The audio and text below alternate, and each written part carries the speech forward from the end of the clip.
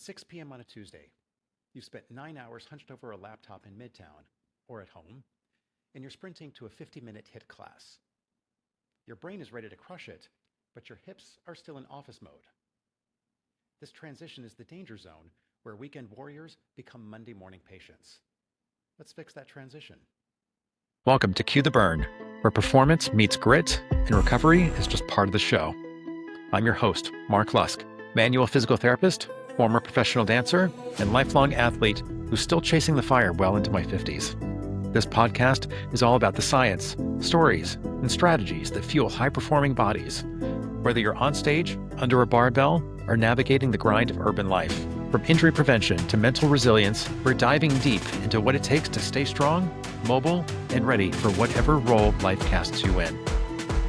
Cue the music, cue the lights, cue the burn. Let's go.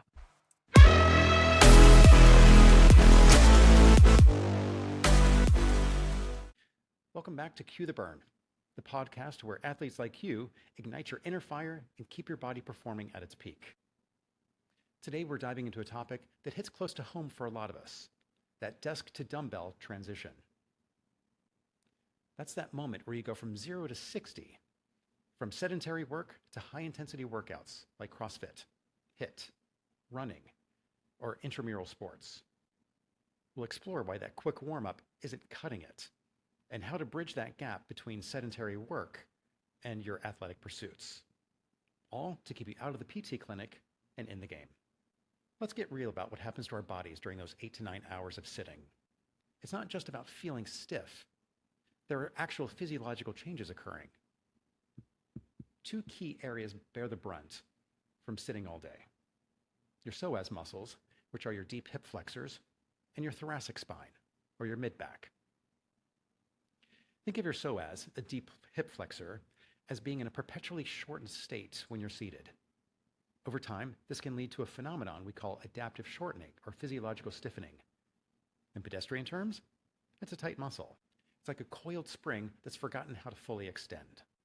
When you ask it to suddenly perform explosive movements, like in a CrossFit WOD, lunges in a boot camp, or going for a long run, it's simply not ready. It's still in short mode. Why is that significant? The psoas muscle attaches from your lumbar spine to the top of your thigh. If it's tight and you stand up, it's pulling on your lumbar spine, restricting your hip extension and therefore increasing your risk of strains, pulls, or even lower back pain. Similarly, your thoracic spine tends to round forward in a typical desk posture. This sustained flexion can reduce its natural mobility, impacting everything from your overhead squats to your running stride. A stiff thoracic spine can force other areas, like your neck, shoulders, and low back, to compensate, leading to pain and injury. Sidebar: people often think the main action of the thoracic spine is to flex and extend. It's actually rotation. And as I've said before, where we lack range of motion in one place, we'll make up somewhere else. Now, here's the quicker. That 2-minute dynamic workout that you're doing before class, while well-intentioned, it's not enough to undo 8+ hours of this office mode conditioning. It's like trying to defrost a frozen turkey for Thanksgiving in 30 seconds. Technically, heat is involved. Practically, not enough. You need a more consistent, cumulative approach. A warm-up should do 3 things: elevate your core temperature, increase the elasticity of the joints, ligaments, tendons, muscles, and also prepare you for what you're about to do.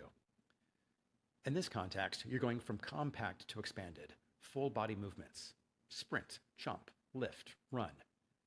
A 2-minute dynamic workout might not be enough to undo all of that sitting you've just done, especially if that 2 minutes is just mostly passive stretching. This is where the concept of movement snacks comes in. These are short, intentional bursts of movement throughout your day designed to counteract the effects of prolonged sitting and prime your body for activity. This is not a workout. It's not a stretching marathon. It's small deposits in the movement bank throughout the day that help prevent that 6 p.m. shock. Think of it as maintaining mobility equity so you don't have to pay injury interest. So, ready to integrate some movement snacks into your workday? In today's Burn Toolkit, here's 3 essential tools for your desk reset.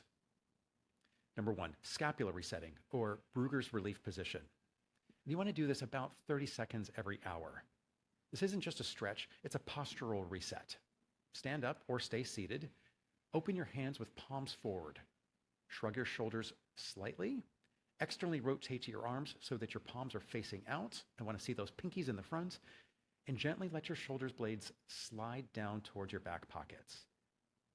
Make sure that you don't reach for the basement here. More is not better. You want to hold this position for about 20 to 30 seconds and then slowly derotate the arms from the elbows to get your hands back to your keyboard. This should be a relaxed position for your shoulders, not a held posture. Our version differs slightly from Brugger's in that I want you to maintain a neutral thoracic spine when you do this, rather than forcing extension. This prolonged hold fires up the rhomboids in the back, the primary stabilizers of the shoulder blades, while it provides an active stretch and relaxation of the pec muscles in the front. Research suggests Brugger's can improve muscle activation patterns and reduce musculoskeletal discomfort. Your neck will likely thank you as well. Number 2 is a 5-minute bridge, or a 5-minute transition. And this is great, especially before you leave the office, before you're heading out to your class.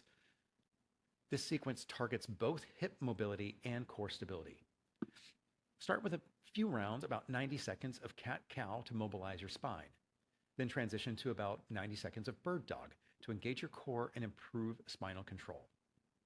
You want to finish with glute bridges or a glute bridge hold for about 60 to 90 seconds to activate those often dormant glutes and lengthen your hip flexors. This primes your posterior chain for action. If you're a runner, research suggests that you should be able to hold a single leg bridge for 30 seconds on each side, and that's to help reduce the likelihood of injury. Finally, the third thing is thoracic threading, and you can do this sitting in your office chair. Sitting up tall, place your right hand behind your head and gently rotate your upper body, threading your right elbow down towards your left hip, then rotating and extending up to the right, away from that left hip. Use the armrest of your chair or the edge of the desk for support as a gentle lever. Repeat it about 5 or 10 times on each side. And this helps to restore that rotational mobility of your thoracic spine, which is crucial for powerful and pain-free movement. If you need help integrating this into your workday, try putting in a recurring event in your calendar with notifications. But here's the kicker. When that notification goes off, do it. Just pick any of these nuggets and they should take less than 5 minutes. Your brain probably needs to hit the reset button as well. Remember, your athletic journey doesn't just happen in the gym. It's influenced by every hour of the day. By incorporating these movement snacks, you're not just preventing injury, you're optimizing your performance for the rest of the day and ensuring that you can keep doing what you love for years to come. Your workout starts at the desk, not the gym floor. And that's a wrap for this episode of Cue the Burn.